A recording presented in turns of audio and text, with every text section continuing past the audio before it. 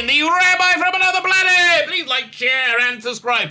And ring the little bell so you're notified when new videos drop. So this is a fascinating wee article we're going to get into and reaction to it, because what I like to do, my goal with this channel is to find something within our teeny tiny little niche in fandom and a teeny tiny little niche within Doctor Who fandom, right? And find a truism that then we can then apply to reality and life and the world. And I think we really got it here. We got this great article from Doctor Who .tv, which is a website I generally speaking like a lot. I think it's a pretty good one. 10 inclusivity milestones in Doctor Who. So what I think this article is going to do is chart something absolutely fascinating. I think the worst behavior in human beings always come from the best intentions. I mean, virtually universally. If you look at the Russian Revolution, it came from the best of intentions, came from the best intention, and the revolutionaries did have somewhat of a, I would say, valid point, right? I think, however, that very, very, very quickly degenerated into tens of millions of people being murdered or killed or starved to death. It didn't work out that well, right? It didn't really work out that well. But that's generally speaking where these atrocities come from. Where all bad behavior comes from, it comes from the best of intentions. And I think that's what we're going to see here. Doctor Who has always had an oversized, a large LGBTQ plus following, right? And I think it's probably because the character of the Doctor is iconoclastic, right? He doesn't mind being on the outside. He doesn't mind being different, and he loves being. He revels in his individuality, and he's very, very at home and comfortable with being different, right? So I imagine a kid growing up who's gay feels a little bit different, feels a little bit not like the rest. I think most kids who don't fit into that, middle 60% of kids that go through school feel a little bit different, a little on the outside. And it's not surprising that they normally find a way to get to Doctor Who. They find solace within Doctor Who, which is a hero that lifts them up. There's an aspirational that they can really genuinely see themselves in, regardless of the skin color or gender of the character, right? Which is why I think it's always had such a strong LGBTQ plus part of fandom, right? Now, I would love, as an aside, I would love to do some polling on the gay part of Doctor Who fandom to see where they fall out on this issue, because I think over the last I would say since the revival, there's been much more gay inclusion in TV in general and in Doctor Who, which is something I don't oppose in any way. Look, being gay is part of a gay community is part of modern day life. It's not something that's shoved under the carpet like it was in the 70s, and I think it was not the best thing to treat people that way in the 70s. Honestly, still my favorite drama I think of last year is It's a Sin. Was it last year? It's a Sin, because it showed during the 80s, which is where I think this attitude really started melting away. I honestly think it was the whole AIDS I don't want to use the word pandemic, a disaster, a tragedy, right? I think tragedy, because again, that was what that show showed, and people dying in agony, alone, feeling terror, and it's just horrible, right? It was so horrible. I'm a Bible thumping rabbi. Like, I really believe in the Old Testament, including, its prohibition against it's prohibition against same-sex relations, right? But the Bible also prohibits being a dick to each other. So let's be nice to one another. That's a good thing. Anyway, it's a major part within fandom and within Doctor Who, but I think that good intention has got corrupted in the last few years, which this article is really going to chart, and we'll be able to see where it started to break down. I think it probably started to break down in season 10. Maybe season 9, season 10 of the revived era. Fine, but we will look at that as we go through it. Before we get into it, like, share, subscribe, all those things are fan-dabby, double dozy. Thank you very much. If you can hit the subscribe button wherever you are, on YouTube, Rumble, that's wonderful. I have a dream. One day YouTube will strike down by the mighty hand of the Lord. And then we can all just go to Rumble. That's basically why I'm on Rumble. Well, please subscribe to me over there on Rumble as well. That'd be lovely. Hit the Rumble button. It's like a like. It's very unimpressive. Hit the Rumble button, but mostly sign up to my Substack. It's in the video notes right there. It's a new email newsletter. I keep you updated on everything I'm doing. I'm actually going to start a WhatsApp list as well. I just got to work out how to do it, right? I finally found that I got a SIM card, right, that I could put in my old phone, which I can now use for that WhatsApp. But I got to work out how to set up this. I think I'm calling it the Rabbi from Another Planet's News Desk. Everything vital that you need to know. And it'll basically be, you know, geeky stuff in politics, you know, but anything that makes me laugh, you know, that will be on that list.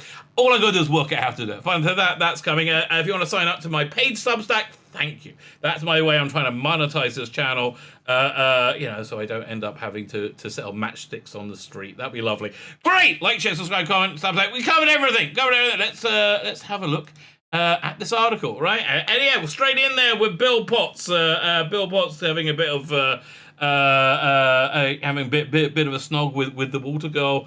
Is that in Twice Upon a Time, or is that in the pilot? I love this season, by the way. Season 10, my favorite Capaldi season, even with Bill Potts constantly saying she's gay. And I think that stuff is really just shoehorned in through the best of intentions, but this is where it started to break and fall apart. Okay, let's read the article. Doctor Who is a hero for everyone. I would agree. Yeah, I would agree. I think the norm is not so much so. Okay, you know, I think like the straights are norm is. When I say straights, I mean like the norm is not like generally speaking, you know, the heterosexual. But I think the norm is not so much. Right? Anybody who likes being, you know, in that middle 60% of school, yeah, you're not gonna like Doctor Who that much. Probably, unless you're unusually intelligent, then you're not in that middle 60%. That's basically where it falls out. Doctor is a hero for everyone to mark LGBTQ. Oh no, there's no Q there. Bigots. History Month. Really? Oh my God, there's another. Wait a minute. February's Black History Month. What the hell? Really? Honestly, it's like, if you're going to steal a month of anyone, why Black History Month, right? Really? I mean, like, isn't there a white male patriarchy month you can have? No, we're going to take the Black History Month. That's really disgusting. February is Black History Month, isn't it? I think it is, right? I don't know. But it's LBGT History Month in the UK. No, if you're black, you don't get a look in England. No, you don't get any history, mate. By the way, my wife is convinced that England is the least racist place in the entire world. Why is she convinced of that? Because she's from America. She's from Atlanta, right? And before we were married, this was in the 90s, we were in England. And somebody, a guy came to fix something. It was like the oven or something. I don't even know what it was. Like, but he was black, right? But he spoke with an English accent. It blew her mind, right? It was like, "Hello, Lord, I'm here to fix the bed." And she's like, I don't understand. How's this happening? I mean, it really, genuinely blew her mind. Still to this day, right? Still the other thing that freaked her out is when same thing. Absolutely the same thing. We were in Paris one time, right? And she asked the black guy the time was like, just assuming that he's an American because he's black, right? And he's like, oh, so the building. And she's like, who taught you how to speak French? It's like his mother. So anyway, I digress. No Black History Month there in England. LGBT month. Okay, I guess you got snooped if you're black now. I don't know what to tell you. We're taking a look back at some important inclusivity milestones in the history of the series. Okay. The UK was a very different place in 1963 when Doctor Who started. In fact, it was illegal for two men to be in a relationship in England and Wales until 1967. They could be in a relationship. I think it was just stooping each other. That was, you know, like, you're okay to hold hands. I don't think, well, you probably get beaten up for that as well. Again, I'm not pretending anti-gay bigotry wasn't a thing, right? No, and I wasn't even there in 67. Fine. The law didn't apply to women. You know why the law didn't apply to women? Because Queen Victoria says, "Oh no, women are never going to do that." Oh boy, if I could fast forward you to 2021 and introduce you to the internet, you'll see there's quite a lot of women could do that. Even though there were Lots of people of different sexualities working in Doctor Who over the years. Social attitudes were very harsh. In 67, 63, 67, and I have to say 67 when the law changed. That's the changing of the attitudes, right? They may have felt they had to keep that part of their lives to themselves. Honestly, again, going back to It's a Sin, it was incredible to me, and it's so real, right? So I bet this was really happened a lot of times when they had the guy working in the clothes store, like the upper class male haberdashers. And the boss was clearly gay, right? Clearly gay. And the nice little assistant who died horribly, was fired for being gay and replaced by somebody also probably gay by the looks of it. But it was just weird. But that happened in the 80s. I believe it. I completely believe that hypocrisy happened. Although, again, I think by the 90s, this just melted away, right? It was just stupid by the 90s. They may have had to keep part of their lives themselves, and it would have been unthinkable to include overtly gay characters, themes, and references to the work on the show. Yeah, 63, I agree. Boris Hussein, who directed the very first episode, spoke to Doctor Who, the fan show, about how it felt to be gay and working at the BBC at that time. Well, I think you probably would have felt quite comfortable seeing there was one or two other people gay there at the time. Social justice warrior. The Doctor is not a social justice warrior. Social justice warriors are evil, right? They are on the wrong side of history, right? Let's see what's going on. Things continued much in the same way for 2 decades, 83. Yeah, I agree. Although, again, I mean, look, John Nathan Turner, not overly straight now, was he? I mean, come on! Like, have you ever seen Adric, really? I mean, like, I'm surprised they didn't have Adric, like, have a strange addiction to suck on hot dogs or something. He was so gay, right? Watching with the season 18 came out on Blu-ray last year, so I'm rewatching it. I forgot how gay Adric was. So gay, okay? I don't know how that comes out on the gay scale. Adric was super gay, okay? As was very clearly the Master. Stuck in a 1960s style time warp? No. Social attitudes had to take time to change, and I agree with you. It's not the social attitudes today, but this blanket hatred of anybody who lived in a different time to you. Like I'm struggling through the 8th Doctor and Charlie box set because the second story wasn't that great. Wasn't that engaging, and I've listened to the interviews at the end. It was written by, I think, Lou Morgan, I'm not sure, but it was written by someone, and immediately goes, I'm very interested in Charlie because she had no opportunities as a woman.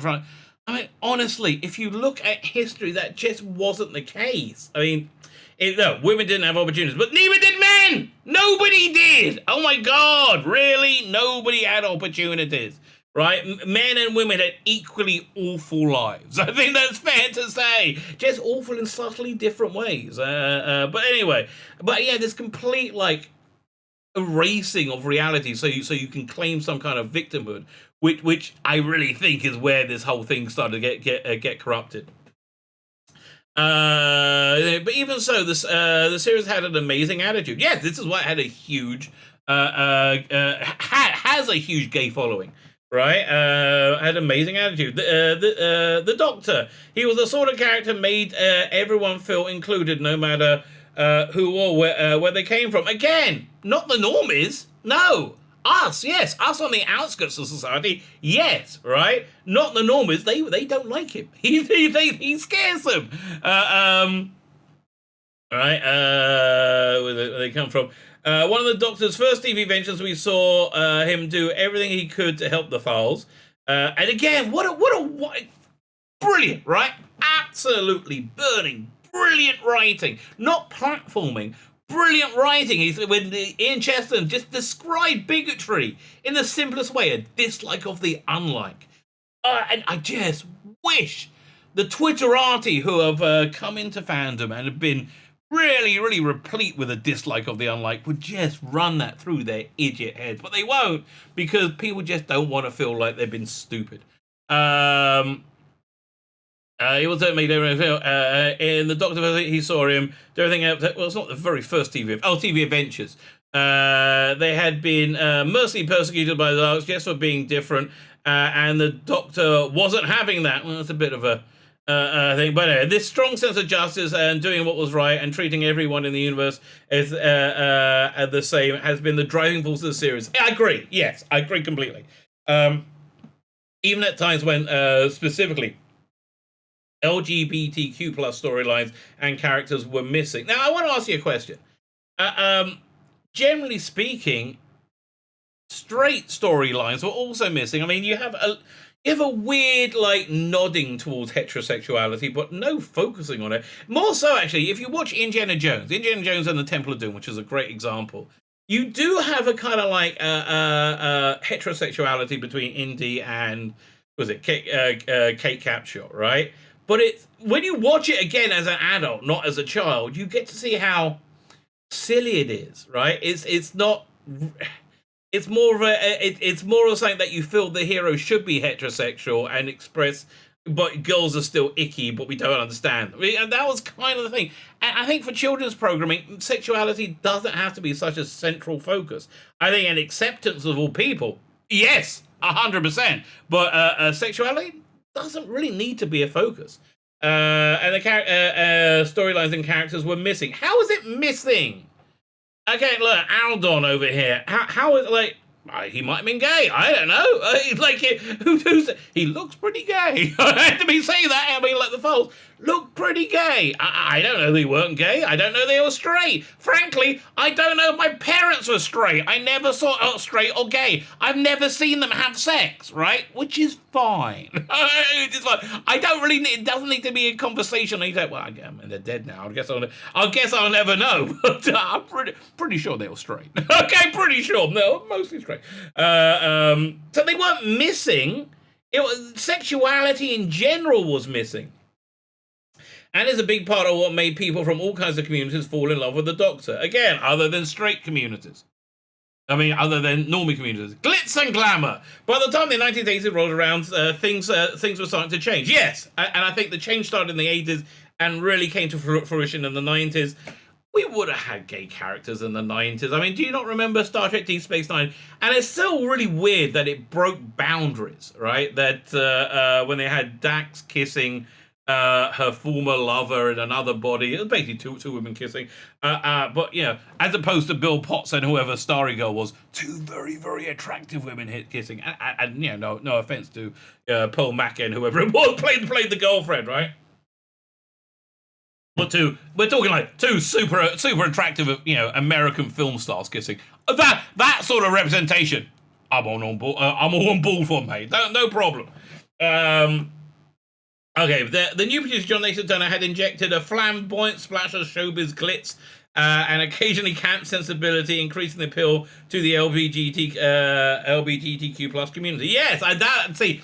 This is something I didn't pick up on ever, right? Even now as an adult, I'm not. I see the happiness role. I see the gayness within, especially.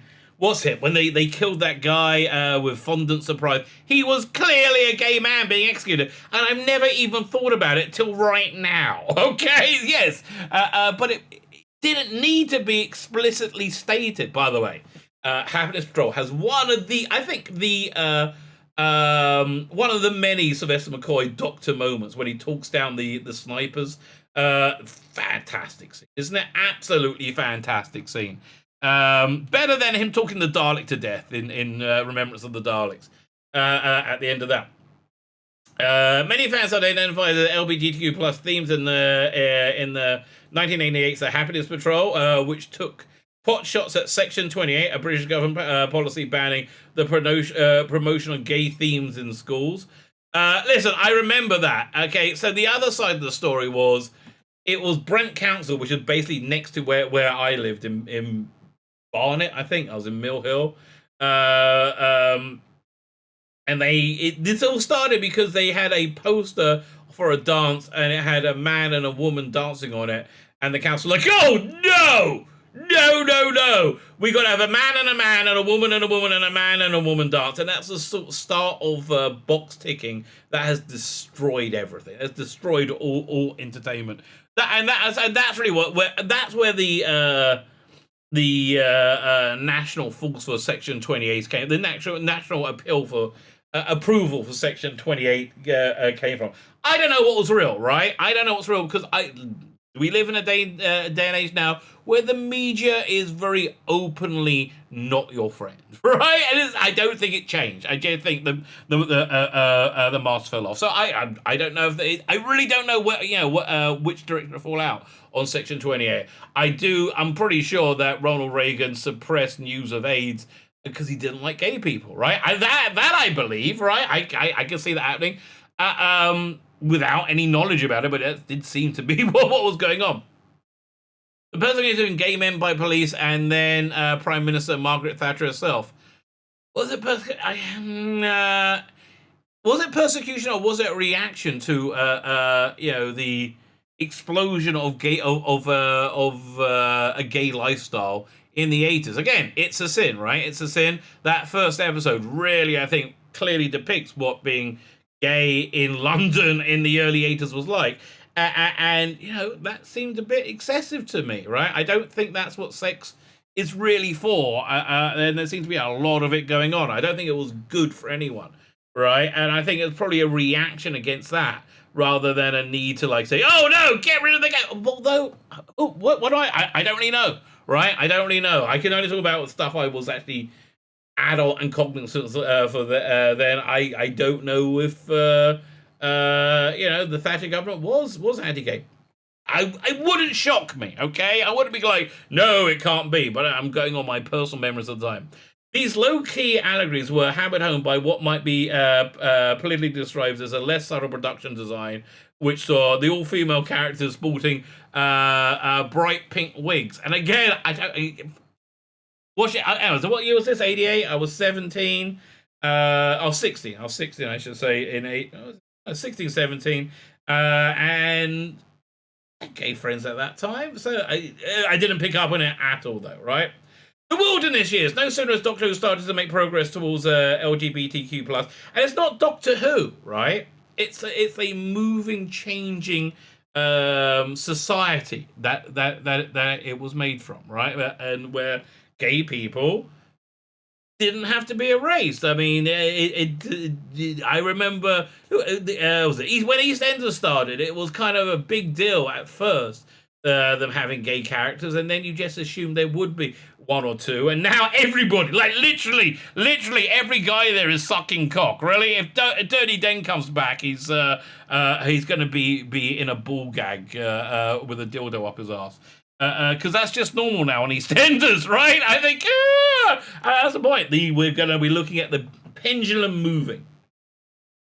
The series was taken off the air in '89, so missed out on a proliferation of LGBTQ plus subjects on TV over the next decades. If you want to catch what it would have been like, get Russell T Davies's Damaged Goods, right? The book from Virgin Publishing, the New Adventures, or Big Finish did an adaptation of it.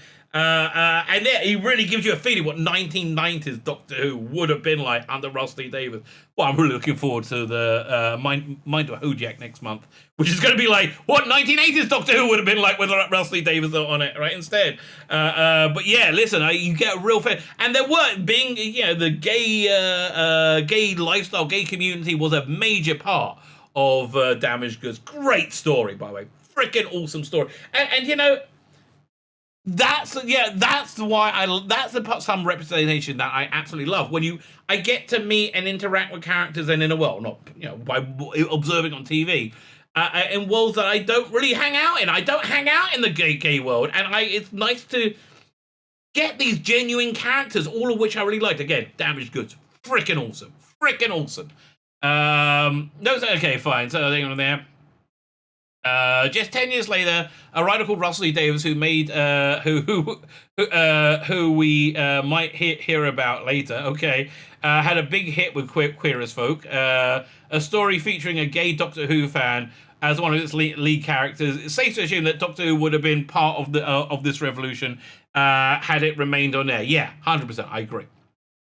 But the Doctor, and again, this edition, right, I think is glorious, right? And again, I'm a Bible-thumping creationist that believes in the Old Testament, right?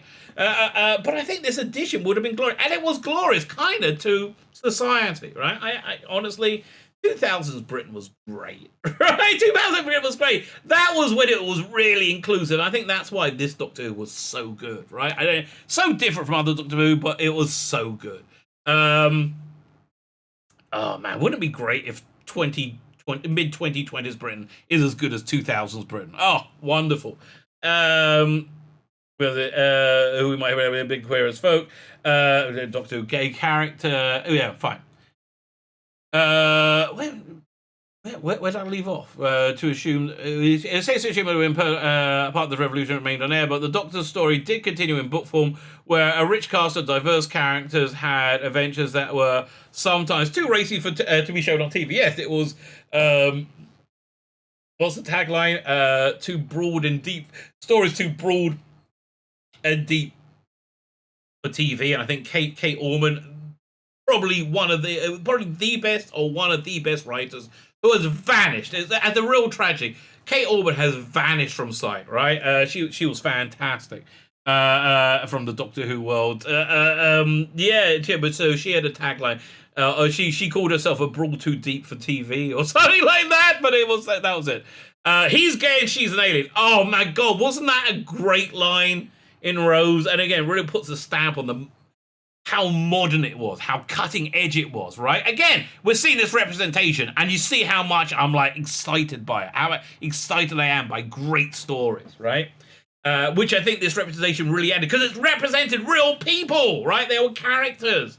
In 2005, the Doctor finally made a return to the TV screens, and while basic values of the series were the same as ever, there was incredible progress with representation of LGBTQ plus characters and their stories. Agreed. Okay, agreed. And for the better. I will say for the better. Right? I think the stories were richer and more interesting for adding this in. It made the characters more three-dimensional. Generally speaking, I think for the better. But it's Russell T Davies, right? Who's a freaking genius at writing characters. Russell T Davies, who invented Doctor Who fan Vince Tyler for Queer as Folk, was in charge and introduced a brilliant but different Doctor, but and the equally brilliant Rose Tyler, who's like, when you look back now, boy, was she a stroppy 18-year-old. Boy. Cousin of Vince, maybe? Well, he likes Tyler, right? It also, in Damaged Goods, I think the main characters, is it Tyler? Is it Jackie Tyler? There's a proto-Jackie Tyler in it. And he knew the name of the companion was going to be Rose right from the beginning, before he wrote one line. I know that from production notes. I can't wait for RTD2, right? I can't wait for all that excitement. I'm just... right now we're in the great unknown. This time is the great prevarication, the great unknown. We don't know what way it's going to go. I just am hoping it's going to be something that we go, yes, I'm excited by that, right? I'm excited by that, and that's very much Doctor Who. Viewers arose the series premiere saw the Doctor casually leafing through a copy of Heat magazine and declaring that the new Saturday romance on their world because he's gay and she's an alien. Perfect, right? Oh my God, nothing says 2000s England like that, right? And yes, that was a finger on the pulse of the society that it was entertaining and it was reflecting.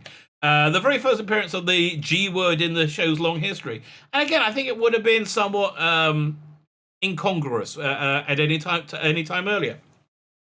And along with it, then next week, the glamorous Lady Cassandra had also been a boy at some time in her life. I think that was just, again, nobody really saw the trans thing coming in 2005. That we're up to now, where there is literally no boundary between masculine and feminine, right? And I don't think that's really what they're talking. I think it was just a fun line they added in, like a fun, balmy line, which is very Russell T Davies.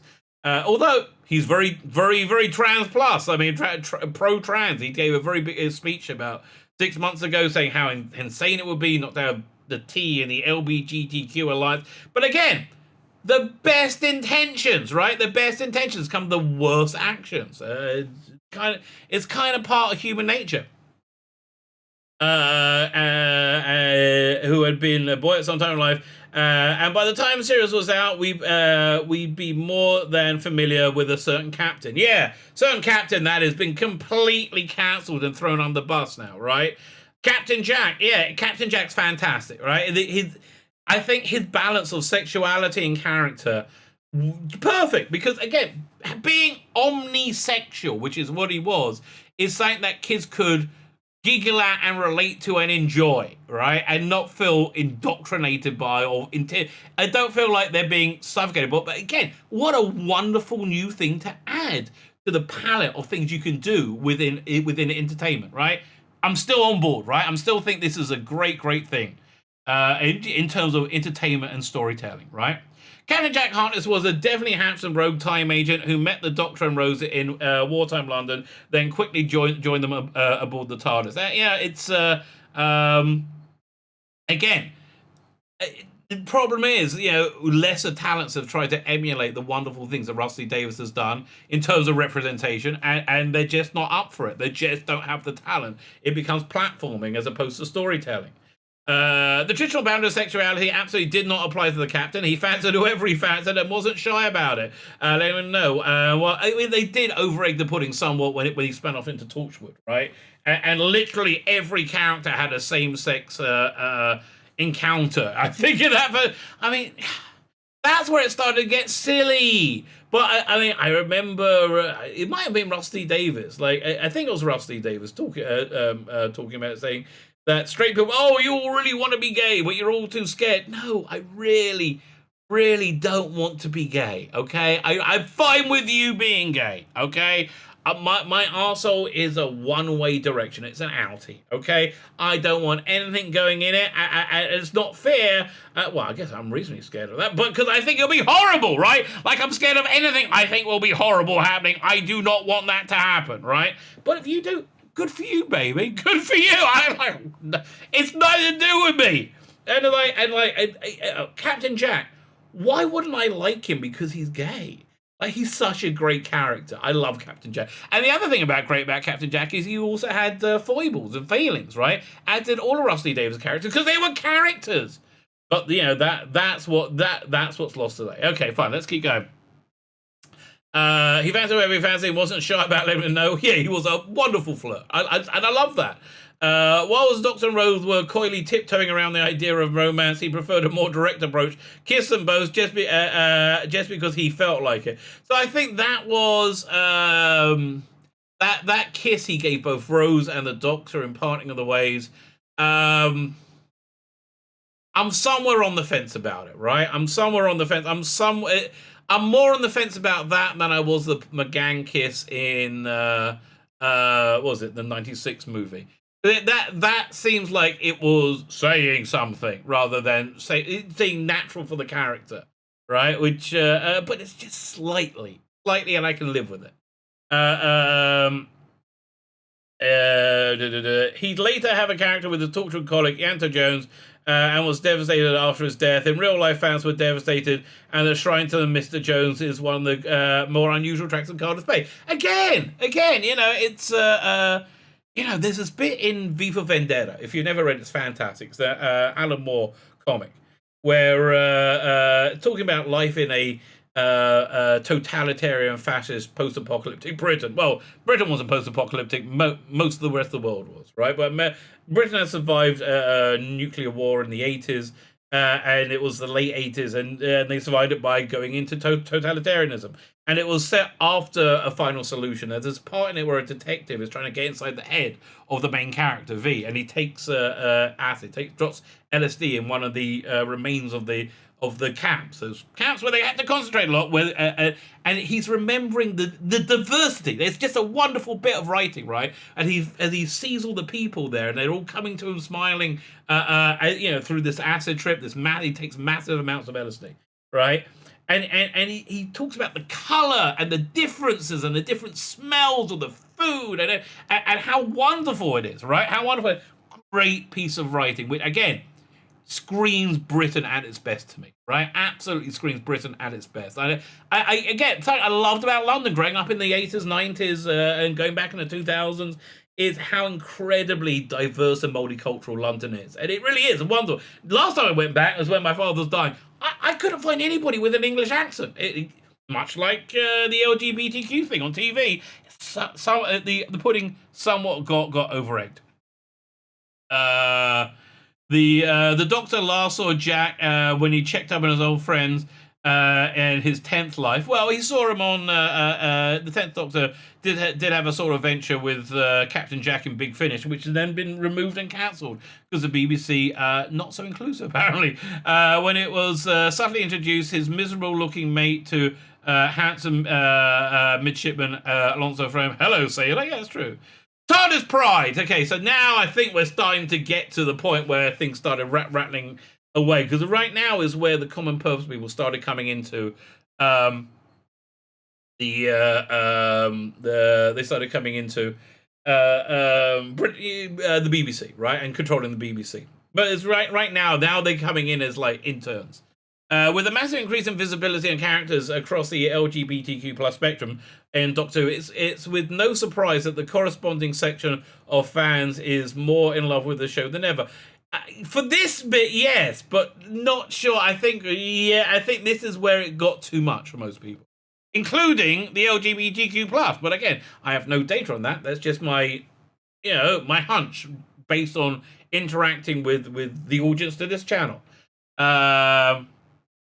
In fact, Pride celebrations in London had to be paused for an hour in 2008 so a crowd of adoring fans could watch the blockbuster finale Journey's End. That's really funny. On a giant screen in Trafalgar Square. I love that. Okay? I absolutely love that, right? Yeah, because there was no... Do you remember Journey's End? Captain Jack being gay having a major part in it? No! Just Captain Jack being awesome had a major part in it, right? Did he kiss Yanto in that? It doesn't matter, though, right? It didn't matter because it wasn't that important. But wow, that must have been so much fun. Okay. Following that, it's no great surprise the Doctor himself married River Song, a woman famously claimed she'd been married 428 times, one for each gender. Yeah, now we're getting into the stupidity. Once we get into the Moffat years, then we start getting into like this silliness and stupidity. And trouble with the teacher extraordinaire Clara Oswald also kept dropping hints about smooching Jane Austen to her class. But that was ridiculous. There was clearly no gaydar there. And this is where they started to insert nonsense in. And I would say overrepresentation. And overrepresentation is where you make the underrepresented look silly. Make them look like clowns. You make them look like clowns for your own amusement. You make them look like tokens, because this is the beginning of tokenism, right? And I don't think this came from Moffat. I think this came from Piers Wenger. I think this came from the idiots at the BBC who have no idea, about what normal people are. Then there's Madame Vastra and Jenny. And it wasn't that they were gay, it's that they were stupid, right? And it was at least it was written as characters, right? Jenny was a bit of a Mary Sue. Like, there was nothing wrong with Jenny. Madame Vastra was a little bit vain, right? But generally speaking, good writing can offset the platforming, which was very obviously going on. But again, right now, nobody's complaining because it's still okay, right? It's still like not, but we see the scales tipping, and man, it's like you don't want to say no at this point because you don't want to be like an arsehole. You don't be like, oh no, gay people, right? Because there's nothing wrong with this, right? But except for that, we can see the direction it's going in. Jenny was a lockpicking Victorian chambermaid, and her wife was a Silurian warrior. Yeah, because so the cause du jour during the Moffat year was same-sex marriage, right? That's why we got it over and over and over and over and over again. I think it's fair to say same-sex marriage destroyed the world, right? And I don't understand how. I don't know. I'm nothing against people of the same sex wanting to get married, but the argument was made at the time, this is a slippery slope. And they said, no, don't be ridiculous. It was a slippery slope, much like this is a slippery slope. I tell you, and we was any normative, moral person would not want to talk about this or not want to bring this up because they don't want to be a bigot, right? Which is what you're going to be labeled, and it's a hard argument hard label to argue against when there's nothing really wrong with this other than the direction we're going, which we had no idea where we're going. Right, Solarian was more used to heating human beings than forging meaningful relationships with them. Despite these minor obstacles, love blossomed and the unlikely pair married, making their life in Victorian London, accompanied by the Victorian manservant called Strax. However, the extraordinary family managed to exist quite happily in polite Victorian society, and they've not run into the Doctor for a while. It's almost certain they're continuing to scandalize the curtain-twitching neighbors. No, nobody has any idea that the lizard woman who wears a bag on her head, essentially, is stopping her maid, right? It's not even... Why would they think that? Much in the same way, my grandparents... of blessed memory, they lived in Golders Green. They weren't religious, but they were Jews. I guess they figured Jews have to live in Golders Green, right? They lived in Golders Green. They had a couple of ladies rent a room for them. We had no idea. No clue they were gay as a kid. Then they got married in the 90s. And again, I'm a Bible-thumbing creationist, but I'm also a human freaking being. And I love these people. I do. I genuinely love these people. I grew up with these people. And their joy was infectious, right? I'm so happy for them, right? Even though I'm kind of breaking the rule. I can't, you know what it's like?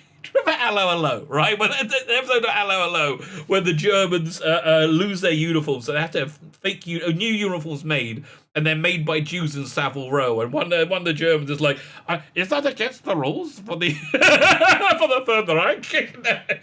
But much the same way. Is it against the rules for me to be happy? But I don't know. I just am. Okay, it's just what it is. I'm a human being. What do you want of me? There's almost only switching.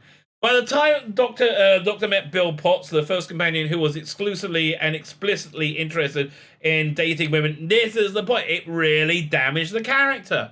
There was no need at this point for such strong representation because we were a blended, integrated society in 2005, right? Nobody batted an eyelid at Captain Jack, right?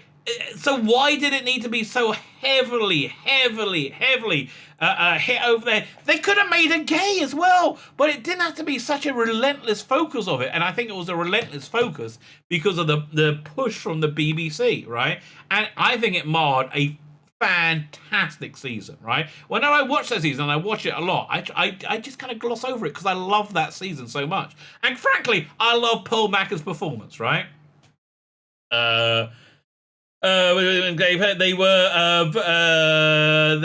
Things were very different to how they'd been in 1963. Bill fell for the mysterious, sad-looking Heather with the star in her eye, but Heather accidentally became being made of sentient oil.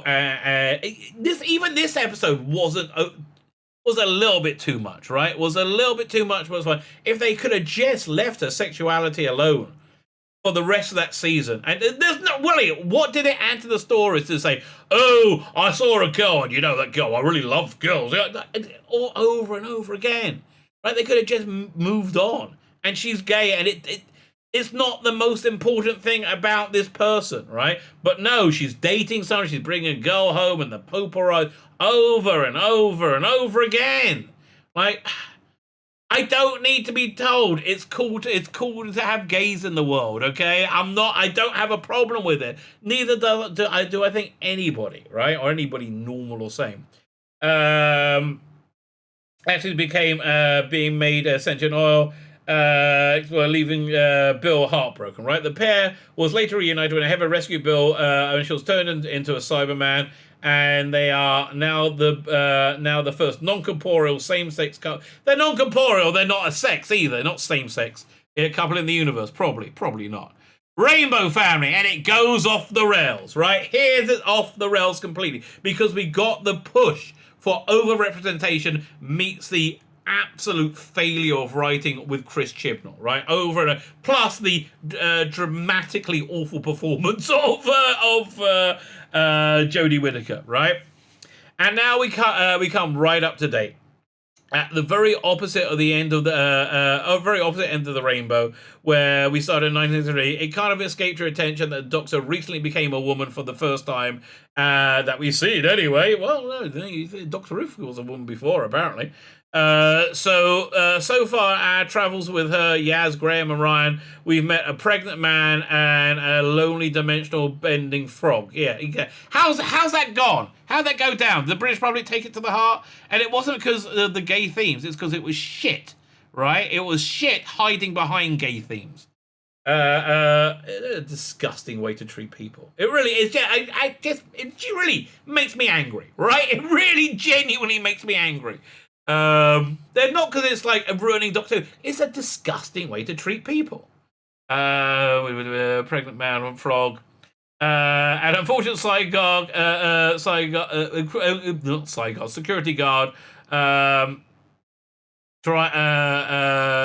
Try to make small talk about his boyfriend with a mutant hitting a yeah, it was awful. He was there just to say I'm gay. Oh, let me tell you about it. And then we had the spaceman. Okay. Shortly before being exterminated, Ryan even got a chance to become the new favourite of King James, who took quite a shine to him in the 17th century Lancashire. These things could only happen in Doctor Who. It wasn't Doctor Who, mate. And that's why the Doctor and her fans have been rightly proud of the part of the show that is now the most brilliantly diverse shows on TV. We hate it. We hate it, right? The British public hates it. Its ratings are in it got 2 million, right? Live viewers for its big event one. 2 million viewers! Sylvester McCoy got 3.1 on his lowest freaking outing. 2 million viewers. Yeah, why? Same reason EastEnders is in the toilet. Over-representation and tokenism of human freaking beings. Oh, well, look at this. Oh, they're Asian. Oh, they're black. Oh, they're Muslim. Oh, they're gay. Who cares? Make them people. Oh. And of course, when they are people, when they are three-dimensional, if they step outside your draconian rules, they get erased from reality, don't they? That's been an inspiration for so many LGBTQ plus people around the world. I don't think so. I really, because it's far less people watch it now, and I think the gay community of fans is. I think the demographics fall out with them, along with the same as everybody else, right? Most people do not like this garbage, right? Do not like this garbage. So let's see how this story played out. So Big Finish. Oh, Big Finish. They can't make a story, right? They cannot make a story with a straight couple in it. It's everybody, not gay, they're all lesbians. Everybody's lesbians. Everybody is stunning and brave lesbian assassin bounty hunter from the future who's trans and fluid in every way, right? Everyone. So some Doctor Who is LGBT plus. Get over it. Nobody had a problem with that. We had a problem with you tokenizing, which is what you do on Big Finish, which is why Big Finish is reasonably bad now, right? Karen Doctor Who sucks. Get over it, somebody replies.